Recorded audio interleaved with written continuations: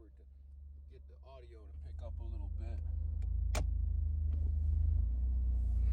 Alright, it's been 10 seconds. Audio is going to be picked up. Alright, so Profile SS titanium cranks finally showed up. Let me get this camera down. There you go. I don't think it fixed anything. Whatever. Alright, let's see if I can get out on this busy road without getting hit. Playing in traffic. Alright, so the Profile SS titanium crank has arrived. We just picked it up. And goddamn, that 22 millimeter fucking axle is goddamn, that thing is light as shit. There's gonna be a little bit more titanium added onto that bike, but yeah, like that. They sold that crank to me at their cost. Take that from a guy that supports his local BMX store. Buy a lot of stuff from them guys. So when I do buy unique purchases and stuff like that, they do hook me up. And it just so happened at this time, they actually gave me their cost.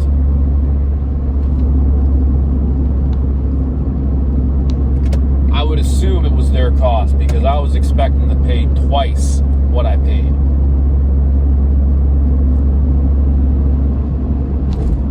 So, give a little love, receive a little love. You know what I'm saying? So I'm pretty stoked about that. The only problem though is it was either going to be BSD bottom bracket or this salt bottom bracket, and because the bike is in a red theme, I got the salt one because it had the anodized red cups. The BSDs were all in black, so it's just like, you know, you're very limited when it comes to 22 millimeter bottom brackets because not too many manufacturers actually supply enough of those to well, enough cranks to make it logical for them to sell. Oh shit. I'm trying to get into a parking spot. Got these assholes fucking all around me. Alright, here we go. So yeah, now that I'm here, so got this red, and even though Cinema is going to be sending out the parts, from what I found out today, in bits and pieces because their manufacturing is held back because of the flu. A hint to what color code it's actually going to be. That ain't the right color code. That's kind of between gold and copper, but bronze. I guess it would be copper, but yeah, this is the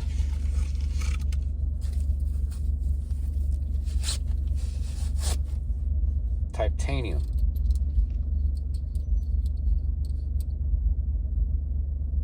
Does it say it on there? No, it just says a T. See the T? Yeah.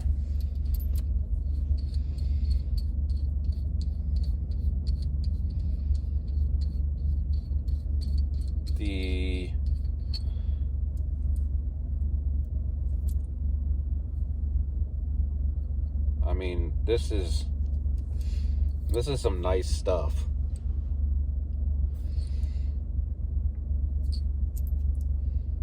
Hardware for it's all aluminum and everything. So this bottom bracket is lighter than shit. Like it's light. And before anybody says you can't buy, you know, Profile SS's anymore because they don't make them anymore, Profile's got stock of them. So don't think that you can't get these. And yes, there's 22 millimeter cranks out on the market right now that are better than the SS's. But when it comes down to it, you can't really be? Oh, I can't get it back in. Shit. Don't use condoms twice, guys. So, shut your shit off. Nobody wants to hear that crap. Oh, I see what they did. I got it in at the shop. I pulled it out and I put it back in, but apparently I'm having troubles. Whatever. I'll just take the this guy out. So,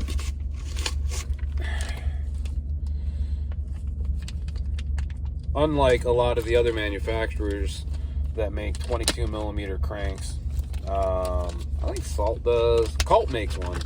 Kink makes a 22 millimeter as well. Pre-lubed. That thing is beefy. Like, once I take this out of that box, like, it's half the weight. This is a really, really cool tool to actually have. Well, I mean, it only works on a 22 millimeters.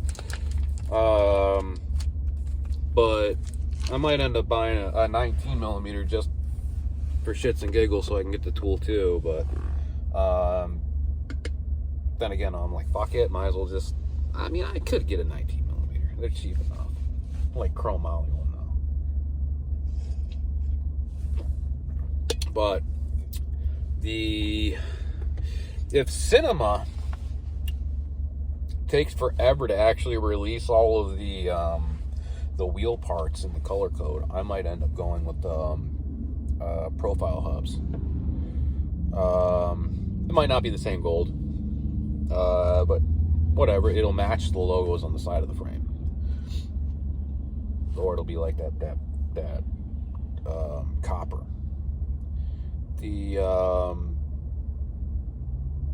Yeah, it just pains me that Kink no longer makes their bikes in America, because yeah, if I went with everything profile, it would have been a full American made bike, minus the spokes, because the spokes, I don't think there's not one manufacturer in America that makes titanium spokes. I think they're all from Japan. I could be wrong. Well, the good ones are from Japan. I'll say that. But yeah, the wheels that are going to be going on it shortly will probably be the latest generation from Profile. Oh, you know what I figured out that I did wrong? I put my lid on. I cleaned my coffee cup today, and the slider I put in backwards. Let me see if I can pop that out. It's a lot easier to do this on a table. Oh god, that hurts. I gotta have something I can push on. Hey, don't blame me. I got fucking ADHD. Fucking situate shit. There's gotta be something I can push up against it.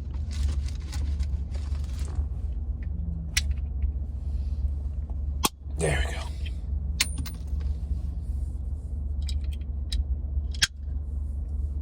Gah. There, fixed. Distraction is over. What were we talking about? Oh yeah, wheels. The reason why basically Profile is going to be the backup versus Cinema is I can get titanium everything.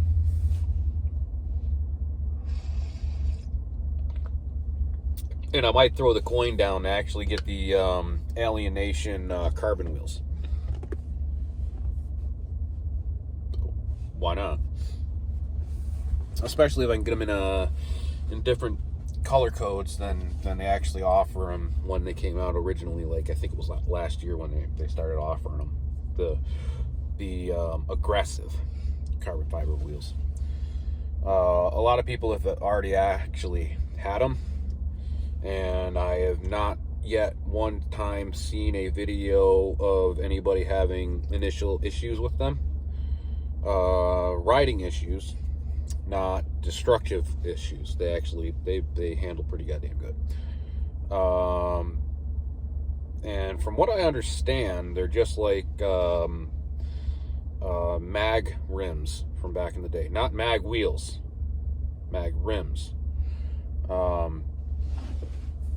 So I think it was not Odyssey, it was Skyway made a plastic rim when they were making mags. It was the same material. And unbeknownst to a lot of people, the fact of throwing your